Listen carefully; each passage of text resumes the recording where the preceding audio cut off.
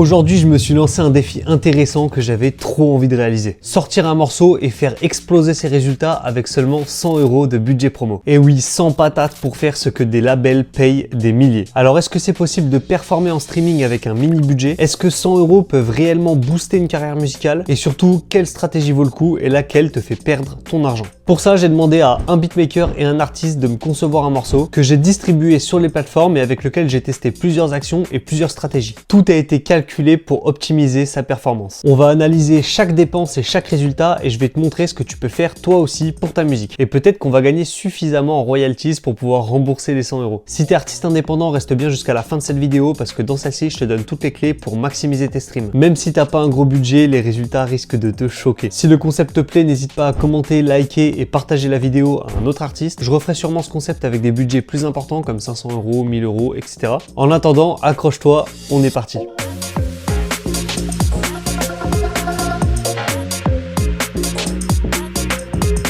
Alors je te le dis à chaque fois, mais la promo c'est vraiment 80% de ta réussite musicale. Les 20% restants dépendent de ton talent. Tu dois donc établir une stratégie millimétrée si tu veux que ton morceau perce. Cela passe par 8 leviers essentiels et je vais t'en présenter quelques-uns dans cette vidéo. Si tu veux connaître leur contenu plus en détail, je t'invite à cliquer dans le lien en description. Je t'offre gratuitement un guide complet pour mettre en pratique ces leviers dans ta musique. Si tu appliques cette méthodologie en injectant juste 100 € de budget promo, t'es garanti d'avoir les mêmes résultats, voire mieux. Alors pour la création du son, j'aurais pu poser moi-même sur une instru, mais j'avoue que je suis un peu rouillé depuis le temps. J'ai donc fait appel à un artiste freelance sur Fiverr dont j'ai kiffé l'univers. Il m'a pondu un classique, je vous mets ses réseaux ainsi que ceux du beatmaker dans la description, et maintenant on écoute le son. Ce soir je célèbre ma réussite, je me rends compte que tout a changé. Les yeux plissés par la way de le sky et le rhum arrangé. Ce soir je vais cramer le monde, je vais brûler mes dalles, m'enivrer à mort jusqu'à ce que je perde les pétales. Avant je courais sur les braises, maintenant je marche, prends mon temps à mort. Je fais des tailles et des tailles, je ressens plus rien à part ton amour. Alors le morceau s'appelle Cramer le monde, il est toujours disponible sur toutes les plateformes de streaming, vous pouvez aller le streamer. Je vous mets un petit lien aussi en bas pour que ce soit plus pratique. Il parle des regrets qu'on peut ressentir après une relation, lorsqu'on privilégie son travail ou sa passion plutôt que son couple. Et il évoque également les émotions qu'on peut ressentir au travers de ça. Maintenant qu'on a notre morceau, il faut créer un artiste de toute pièce, avec son univers, sa DA visuelle, etc. Le node s'appellera Ether. Il s'agit d'un artiste masqué avec comme élément reconnaissable un chapeau et des lunettes de vitesse. Bon, j'avoue, je me suis pas trop foulé pour la DA visuelle, en tout cas sa tenue. Mais l'univers autour de l'Ether est assez mystique et pourrait attirer la curiosité assez facilement. Alors selon Wikipédia, Ether est un dieu primordial dans la mythologie grecque de l'Antiquité. Il personnifie la partie supérieure du ciel, le domaine des autres dieux, la lumière céleste. En fait, ça désigne tout ce qui est au-dessus du ciel, au-dessus de ce que l'on voit. On peut donc facilement faire cette analogie avec la musique en disant qu'Ether personnifie ce que l'on peut pas entendre. Voilà, vous en faites ce que vous voulez, la parenthèse philosophique est close. On va pouvoir maintenant établir une stratégie promotionnelle précise avec un calendrier calibré. C'est maintenant qu'on rentre dans le vif du sujet. Déjà, première étape, fixons la date de sortie du morceau. C'est elle qui place le curseur pour pouvoir établir notre calendrier. Si tu commences pas par là, ta stratégie sera forcément brouillonne. Bon, nous on va publier notre morceau le vendredi 27 février, à minuit sur toutes les plateformes de streaming. À partir de cette date, on va tout simplement reculer ou avancer pour coordonner toutes nos actions promotionnelles. Je te conseille pour ça de faire un diagramme de Gantt. C'est un outil de planification visuelle qui permet d'organiser les tâches dans le temps. Il se présente sous la forme d'un tableau que tu peux faire sur Excel, où l'axe horizontal représente le temps, les jours, les semaines, etc. Et l'axe vertical, l'ensemble des tâches à réaliser. Chaque tâche est représentée par une barre indiquant sa durée et sa position dans le calendrier. En gros, tu listes toutes tes actions promotionnelles, tu définis leur durée, ensuite tu les positionnes dans le temps en les associant à un jour ou une semaine de ton planning, et tu observes la cohérence globale. Il te sert rapidement à savoir quoi faire, quand et dans quel ordre, tout en respectant une cohérence entre les actions pour éviter les doublons, les chevauchements ou les dépendances. Pour une sortie réussie, il est conseillé de publier son morceau sur son distributeur au minimum 2 semaines avant la date de sortie officielle. Ça sert à être repéré par les curateurs de playlist, remplir correctement ses métadonnées et son pitch. Ici, on va prévoir 4 semaines pour optimiser le processus et être bien large niveau préparation. On sait jamais, un imprévu peut décaler notre calendrier, c'est toujours mieux d'anticiper. Mais bien sûr, avant, il faut créer la cover. Je vous la présente juste ici et je vous crédite également dans la description le graphiste qui a produit cette cover. Il est important de comprendre que pour intégrer des playlists éditoriales, c'est-à-dire celles mises en place par les plateformes de de streaming, un bon morceau ne suffit pas. Tu dois savoir comment le vendre, le décrire au travers d'un pitch. Alors je te mets celui que j'ai rédigé pour mon morceau dans la description. Je te l'affiche également à l'écran si tu veux le lire, tu peux mettre pause. Comme ça tu prends le temps de le décortiquer correctement. Bref, un bon pitch c'est avant tout une description factuelle qui donne envie d'écouter ton son. Détaillant ton histoire, l'histoire du morceau, le public visé, ce qui rend ton titre unique, la thématique abordée, le mood, le style musical, etc. Tu peux également inscrire des références pour que l'algorithme te traque. Donc pour le coup, moi j'ai mis Oudi et Kekra. Ton nom d'utilisateur sur les plateformes et sur les réseaux sociaux. Les grandes lignes de ta stratégie et comment tu comptes promouvoir le titre. Et les noms des personnes avec qui tu as déjà bossé. Bon là j'ai triché, j'ai pas vraiment mis des contacts d'Ether, j'ai mis les miens. J'ai bossé avec Unpredictable, le producteur de Blanche de Maës et Booba, et Arthur Moza, un youtubeur qui avait sorti un EP il y a quelques années. La première semaine après la publication de notre morceau sur notre distributeur va être dédiée à la création de visuels qui vont permettre plusieurs choses. Premièrement, uniformiser nos réseaux sociaux. Photos de profil, de couverture, bannières YouTube, Spotify, etc. Il est primordial d'avoir une identité visuelle forte pour être reconnu dès le premier regard lorsqu'un auditeur tombera sur ton compte. Ça permet d'engager une communauté et d'être identifiable. Deuxièmement, on va composer notre kit de presse à envoyer aux médias. Alors ce kit se compose des éléments suivants. Une bio longue, une bio courte, les visuels qu'on aura créés juste avant et tous les liens vers tes réseaux et plateformes. Pendant cette semaine, on va également rédiger le pitch que je t'ai présenté précédemment et s'assurer que tout est bien conforme pour éviter les soucis de droit. Je vais bientôt tourner une vidéo que je vais diffuser sur Insta et TikTok qui vous montre toute la procédure pour créer un bon pitch sur Spotify for Artists. Donc n'hésite pas à t'abonner, je te mets les liens dans la description. Pendant cette semaine, on va également créer notre hyperlien. Un hyperlien, c'est tout simplement une page web sur laquelle tu as tous les liens vers toutes tes plateformes. Donc Deezer, Spotify, Amazon, etc. En général, tu vas l'épingler sur ton profil Instagram, TikTok, etc. Comme ça, les visiteurs de ton compte ont juste à cliquer sur ce lien pour aller écouter ta musique. En général, tu vas pouvoir le créer directement depuis ton distributeur, mais tu peux également passer par des hubs comme Linktree, Taplink ou Shorebuy. Je te conseille d'avoir un seul lien unique de redirection et surtout de le personnaliser. C'est-à-dire qu'au lieu qu'il s'affiche www.lelienversmamusique.com, tu peux le personnaliser avec un texte écoute Ether par exemple. La deuxième et troisième semaine va être consacrée à la création de contenu. De nos jours, dans notre génération, c'est vraiment un canal indispensable. Je répète, c'est un canal indispensable. La musique, c'est vraiment du visuel, c'est comment capter l'attention, c'est comment accrocher un auditeur, comment le fidéliser pour qu'il réécoute la musique plusieurs fois, réfléchir à des concepts de vidéo pour pouvoir créer du storytelling qui impacte et captive directement l'attention. C'est simple, sans création de contenu, ta musique ne percera pas. Enfin si, tu peux toujours faire des actions type playlist, etc., mais tu ne fidéliseras pas ta communauté. Les auditeurs de nos jours sont devenus très exigeants. Ils n'écoutent plus forcément la musique parce qu'ils ont découvert quelque chose qu'ils aiment bien, mais ils ont besoin de s'attacher à un personnage, à une histoire. Et c'est ça que tu peux faire grâce aux réseaux sociaux. Donc on va tourner au total 10 à 15 vidéos verticales pour TikTok et Instagram, avec des techniques d'accroche différentes, des hooks, on appelle ça. Le hook, c'est les 2-3 premières secondes de ta vidéo, celle qui captive le plus et qui donne envie à l'auditeur, au spectateur de continuer à regarder la vidéo. J'ai décidé également de ne pas faire de clip vraiment produit parce que pour moi, dans l'industrie d'aujourd'hui, ça ne fonctionne plus. Ça fonctionne que quand le clip a vraiment une valeur ajoutée ou que l'artiste est déjà implanté dans le milieu. Mais pour commencer à se faire connaître, c'est peut-être pas l'optimal. Donc j'ai pas envie de mettre une partie des 100 € du budget là-dedans. Bon les artistes, c'est parti, on va se mettre en mode vlog. Donc là, je vais enfiler la tenue de Ether. Et là, on est parti pour tourner un nombre conséquent de vidéos un peu promotionnelles qu'on va mettre sur TikTok, Insta, YouTube Short, etc.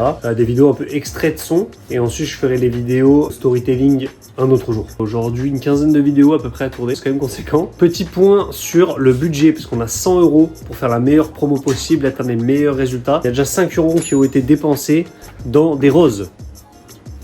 Ces roses, elles vont me servir tout simplement à créer un lien avec les paroles du son. À un moment donné, dans le son, on entend les roses qu'on m'a jetées, j'arracherai les pétales et donc je vais arracher les pétales de ces roses. Ça fait un petit lien, ça fait du storytelling, on prend. Et voilà.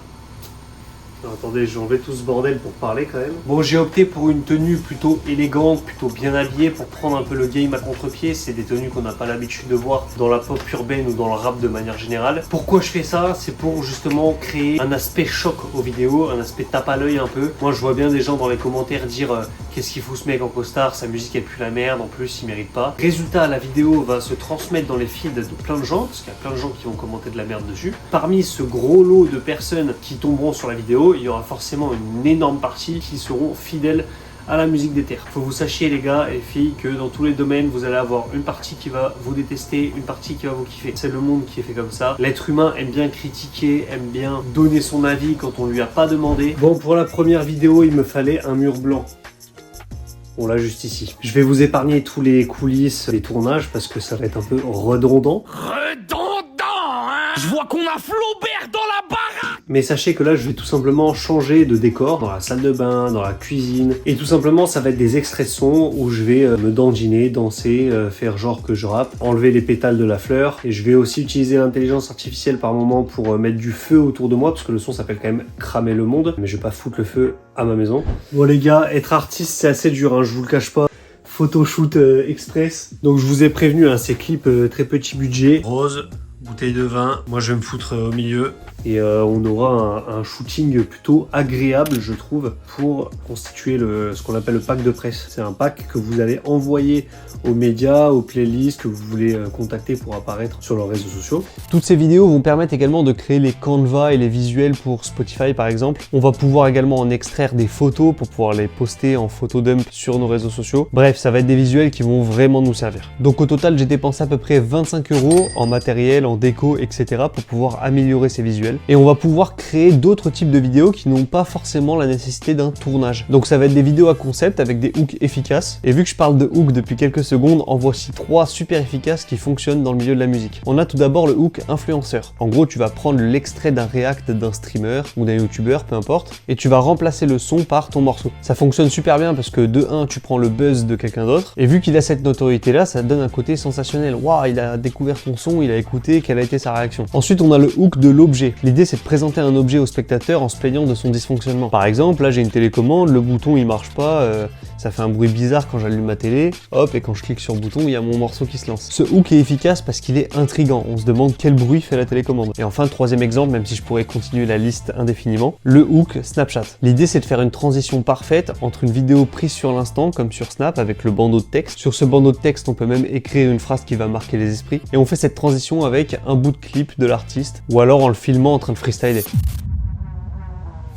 Une semaine avant la sortie, on va créer une liste de médias, d'influenceurs et de playlists qui correspondent à notre style de musique. Et dès que le morceau sortira, on va pouvoir les contacter un par un pour élargir notre audience. C'est là qu'on va utiliser le kit de presse qu'on a préparé juste avant et on va préparer un message d'accroche pour pouvoir au mieux les contacter et maximiser notre taux de réponse. Alors pour les playlists, j'ai contacté This is Riviera. C'est une playlist avec laquelle j'ai l'habitude de travailler, je place beaucoup de morceaux pour les artistes avec lesquels je bosse, tout simplement parce que ces curateurs sont super sympas, ils ont un excellent service et de bons résultats. Ils proposent vraiment une prestation complète avec des posts sur leurs réseaux sociaux et la rédaction d'articles à diffuser sur leur site internet. Il s'agit de notre premier investissement d'une valeur de 50 €. Si on compte le matériel et la déco qu'on a acheté pour le tournage des vidéos, on est donc à 75 € pour le moment. Et j'ai utilisé les derniers 25 € sur Groover. Groover, c'est une plateforme qui te permet de contacter plusieurs influenceurs, médias et playlists en même temps, sans avoir à les contacter individuellement. En plus, tu es remboursé de tes crédits si jamais l'organisme ne t'a pas répondu. C'est donc hyper pratique, on va voir ce que ça donne en termes de résultats. Alors attention avant, petit disclaimer, il faut vraiment très bien sélectionner les médias, les playlists et les influenceurs qu'on contacte. Il faut vraiment sélectionner des organismes pertinents qui correspondent à notre style de musique. Parce que s'ils se sentent trop éloignés ou trop différents de celui-ci, ils risquent de refuser ta candidature et le partage de ton morceau. Et c'est normal, ils ont une ligne éditoriale à respecter, donc ils peuvent pas publier n'importe quoi, même si le son est bon. Enfin, j'ai contacté individuellement cette fois-ci sur Instagram et TikTok plusieurs influenceurs pour savoir s'ils peuvent partager gratuitement le son dans leur story. Le but c'était voilà de leur proposer de créer une trend ou un challenge car on a déjà épuisé le budget de 100 €. Dernière chose, une semaine avant la sortie, on commence déjà à publier des petits extraits, des photos, etc. L'objectif ici, c'est de pas commencer avec une page vierge à la sortie et surtout de prendre la température. Ça nourrit l'algorithme avant la sortie officielle du son, c'est très important. Bon, ça y est, le morceau est en ligne et la première semaine après la diffusion va être très intense. Tout d'abord, il faut bombarder tes contacts pour être diffusé dans un maximum de médias. Il faut entrer dans le plus de playlists possible et être relié par un maximum d'influenceurs. C'est également lors de cette semaine qu'on va sortir toutes nos vidéos promotionnelles, celles qui vont permettre de convertir le flux apporté par les playlists, les médias et les influenceurs en vrais fans. Nos comptes sur les réseaux sociaux vont attirer beaucoup de trafic, donc il va falloir que ces spectateurs s'identifient au personnage pour qu'ils s'abonnent et réécoutent plusieurs fois le son. C'est aussi une période dans laquelle on va répondre aux messages, aux commentaires, échanger avec notre communauté et créer du lien. S'il te reste encore un peu de budget, tu peux même investir dans de la publicité sur les réseaux sociaux en faisant du retargeting. C'est-à-dire que tu viens sélectionner les vidéos qui ont le plus marché, tu analyses son audience et tu règles les paramètres de ta publicité pour que les personnes qui ont déjà vu la vidéo retombent dessus et soient converties en vrais fans. Comme ça, ils sont plus juste curieux mais réellement adeptes de ton morceau. Moi de mon côté, malheureusement, j'avais plus le budget, donc du coup, j'ai pas pu faire cette action-là. Au total, cette campagne promotionnelle aura duré un mois. Un mois pendant lequel j'ai bombardé les vidéos, j'ai échangé avec ma communauté, j'ai contacté plein de médias, d'influenceurs, de radios, de playlists et je n'ai dépensé que 100 €. Donc c'est le moment d'analyser les résultats et je pense que vous allez être vraiment surpris. Commençons tout d'abord avec les réseaux sociaux. Sur Instagram, c'est peut-être là où je suis un peu déçu, on a fait à peu près 5600 vues pour environ 4200 comptes touchés. On a eu 15 abonnés et parmi eux, il y a même des gens qui m'ont contacté pour travailler avec moi. Il y a notamment un graphiste qui m'a créé une nouvelle photo de profil, donc trop gentil à lui. Je vous l'affiche juste ici d'ailleurs. Sur TikTok, c'est un peu mieux, on a à peu près fait 10 000 vues, mais 13 abonnés. Par contre, c'est sur YouTube que je suis vraiment surpris. Sur la plateforme rouge, le morceau a fait plus de 1500 vues. Au total, on a presque fait 15 000 vues et j'ai réussi à récolter quasiment 30 abonnés. Avant de passer aux résultats en streaming, je tiens à préciser que je suis parti vraiment de zéro. C'est-à-dire que j'ai créé des nouveaux comptes, j'ai fait aucune promo sur mes réseaux sociaux personnels, j'ai demandé à aucun pote de m'aider, je me suis vraiment débrouillé tout seul. Donc je trouve qu'en partant de rien, c'est vraiment pas mal. Une carrière, ça se construit sur la durée, en sortant plusieurs morceaux par an, en faisant plusieurs campagnes promo. En enchaînant les campagnes, j'optimise mes chances de faire 10 fois mieux que ça. Alors sur Spotify, au total, j'ai fait 3384 streams. Donc c'est plutôt pas mal. Au total, j'ai eu 2308 auditeurs. Donc on voit au final que ma fanbase, elle est très réduite parce qu'il y a peu de personnes qui ont réécouté le son. Mais encore une fois, c'est des choses qui se construisent avec le temps. C'est pas sur un morceau qu'on crée une communauté. Et c'est là que c'est impressionnant. J'ai été ajouté dans 38 playlists. Il y a des playlists qui sont privées, comme par exemple la tienne. Sur Spotify, tu as forcément une playlist qui s'appelle Mes sons préférés. Mais également des playlists éditoriales et des playlists de curateurs dans lesquelles j'ai été ajouté. Je vous mets la liste juste ici par là. On a notamment la playlist éditoriale radio qui m'a rapporté 999 streams, donc c'est pas mal. Et ça, je pense, c'est le pitch qui a fait la différence là-dessus. Alors si on compte pas uniquement Spotify, mais toutes les plateformes de streaming confondues, on est quasiment à 4000 streams. Donc c'est-à-dire 3400 sur Spotify et 600 sur les autres plateformes. Bon, c'est pas étonnant, Spotify a quand même une énorme part de marché sur le streaming. Mais en top 2, on a Apple Music et en top 3, Deezer. Malheureusement, j'ai pas encore les résultats des royalties que j'ai générés grâce au morceau. Mais de par mon expérience, 4000 streams, c'est environ une cinquantaine d'euros. Donc ça ne rembourse pas la campagne promo de 100 €, mais lorsqu'on est artiste, on est obligé d'investir dans sa musique pour pouvoir se faire connaître. Donc 50 € pour avoir ce genre de résultats, c'est très encourageant pour pouvoir poursuivre dans le futur. Si ça vous intéresse, je mets les statistiques complètes dans la description sous la forme d'un fichier PDF. Ça peut être pas mal de comparer avec vos stratégies à vous.